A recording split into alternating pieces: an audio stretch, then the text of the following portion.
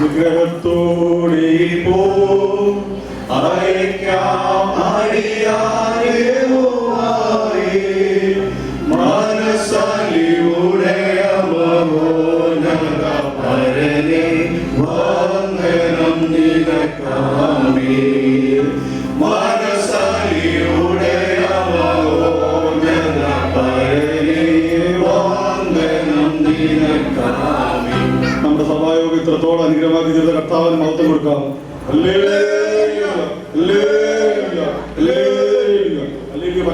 ഇരിക്കും സഹോദരൻ, ജോലിക്ക് പോകണം വേണ്ട അവിടെ ഇരിക്കും. അങ്ങോട്ട് നമുക്കൊരു കാര്യം ചെയ്യാം, ഒരു 10 മിനിറ്റ് നമുക്ക് അടുത്ത ആഴ്ചയിലുള്ള പ്രോഗ്രാമൊക്കെ നമ്മുടെ സഭയുടെ മീറ്റിങ്ങിനെ കുറിച്ച് ചർച്ച ചെയ്യാം. നമ്മുടെ സഭയിൽ തൂക്കിയിട്ട് നമ്മുടെ ലിസ്റ്റ് അനുസരിച്ചുണ്ടല്ലേ ഈ പ്രാവശ്യം കോട്ടയം മീറ്റിംഗ് വരുന്നത് നമ്മുടെ സാമിന്റെ ഭരണത്തിലാണ്. അതെന്താ പരിപാടിയാ വാസേ? കഴിഞ്ഞ ആഴ്ചയിൽ മറ്റൊരു സഹോദരന്റെ വീട്ടിലെ ഭാര്യയ്ക്ക് ജോലിയാണെന്ന് പറഞ്ഞിട്ട് എന്റെ വീട്ടിലല്ലേ വരുന്നത്. എല്ലാ ആഴ്ച സാമാന്റെ വീട്ടിലെന്തുവാ അത് നടക്കുന്ന കാര്യമൊന്നുമല്ല. അതൊക്കെ പറയാൻ നടക്കുന്ന കാര്യമൊന്നുമല്ല. ദൈവസന്നിധിയിലാണ് നമ്മൾ നിൽക്കുന്ന ഒരു ബോധം ചൂടാവുന്നത്. അതൊന്നും നടക്കുന്ന കാര്യമൊന്നുമല്ല. ഒരു 5 മിനിറ്റ് അവിടെ അതൊന്നും വാസു ഞാൻ പറഞ്ഞ കേട്ടൊക്കെ നടക്കുന്നില്ല. നീ ഒന്നും ഉണ്ടായി അതൊക്കെ എനിക്കറിയാം. നിനക്കൊന്ന് പറഞ്ഞാൽ മതി. നീ നേരെ വിളിച്ച് ജോലി നീ അങ്ങ് ഇറങ്ങിപ്പോ. പിന്നെ വീട്ടിൽ പിള്ളേരെ നോക്കുന്നതും വീട്ടിൽ ചോറ് കറി വെക്കുന്നതൊക്കെ ഞാനാ. നിനക്കൊന്നും അറിയണ്ടല്ലോ. എല്ലാ ആഴ്ചയും സാമ്പാറിന്റെ വീട്ടിൽ വെച്ചാൽ സാമ്പാറിന്റെ ശരിയാവത്തില്ല. അവിടെ വേറെ കുറെ സഹോദരന്മാർ ഇവിടെ ഉണ്ട്. അവിടെ പോയിട്ട് ചർച്ച ആയാലും ശരി. എന്റെ വീട്ടിൽ പറ്റത്തില്ല. അവനെന്താ പറ്റാത്ത നിങ്ങൾക്കറിയാമല്ലോ എന്റെ ഭാര്യക്ക് ജോലിയാ. എനിക്കിത് മാനേജ് ചെയ്യാൻ വലിയ ബുദ്ധിമുട്ടാണ്. ഒരു പ്രാർത്ഥന കൊണ്ട് കഴിഞ്ഞാല് 2 പേരുടെ പണിയാ. പിന്നെ വീട് വൃത്തിയാക്കാനായിട്ട് പോകണം. 2 പേര് പണി ചെയ്താലും തീരത്തില്ല.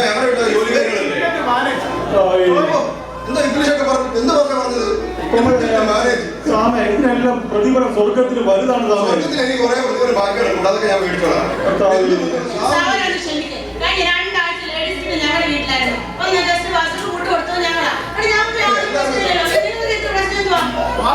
എനിക്ക് പറയാനുള്ള ഇതാണ്. ഞാൻ എന്റെ പ്രയാസം പറഞ്ഞത്. എനിക്ക് എന്റെ പിള്ളേരെയും കൊണ്ട് എന്റെ വൈഫിന്റെ ജോലി കൊടുക്കും. എനിക്കിവിടെ പ്രാർത്ഥന നടത്താനായിട്ട് പറ്റത്തില്ല. എന്റെ പാഠത്തിൽ ഇത് നടത്തത്തില്ല. എനിക്ക് പറ്റത്തില്ല. അങ്ങനെ എനിക്കെന്താ സാമിന്റെ വീട് എല്ലാ ആഴ്ചയും സാമിന്റെ വീട്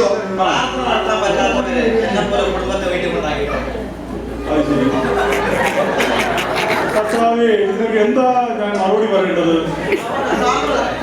എന്താ സാധനങ്ങളൊക്കെ പറയാം. ഇവിടെ വാക്കുകൾ ദൂരത്തിൽ എത്രയോ സഹോദരന്മാരെ വീട് അവരുടെ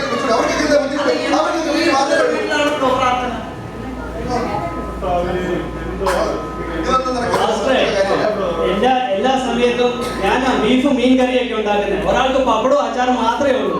അതും കൂടെ ഒന്ന് മാറ്റിയെടുക്കണം കേട്ടോ.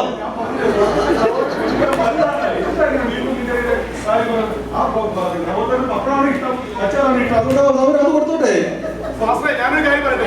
പ്രാർത്ഥന നടത്തുന്നത് ദൈവാത്മാവ് തോന്നിച്ച് ഓരോ ദൈവത്താ ചെയ്യേണ്ടത്. ഇത് ആരെയും നമ്മൾ നിർബന്ധിക്കുന്ന കാര്യമല്ല.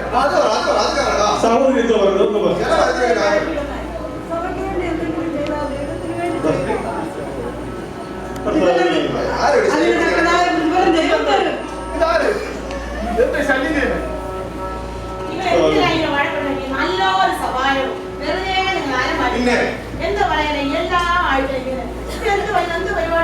ദൈവാലയത്തിലാണ് ഒരു ബോധം ആർക്കും ഇല്ല. എല്ലാവർക്കും വരുന്നുണ്ട്. അത് കർത്താവ് വരുമ്പോഴേ മേലോട്ട് പോകും. എല്ലാവരും പോകും. എല്ലാവരും പോയാൽ ഇവിടെ പപ്പാന്ന് പറയാനായിട്ട് സമ്മതിക്കുന്നില്ല.